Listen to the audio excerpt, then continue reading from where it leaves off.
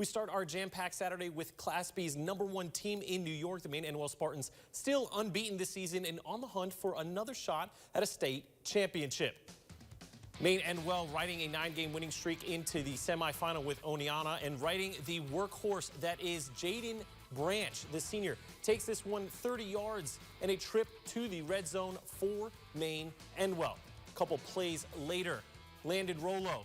Yeah, he'll be rolling into the end zone for 6. Spartans would score 21 in the first quarter and 35 for halftime. Defense does its job all afternoon as well. Lucas Lautner not getting fooled on the option. He blows that one up in the backfield. And then again on the Oneonta fake punt.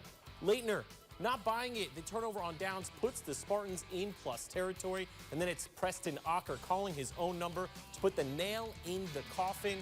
He takes it himself all the way to the 2-yard line. Ocker with the sneak, cool as the other side of the pillow. Spartans set up the rematch with Owego. Maine-Endwell, the winner, 49-0.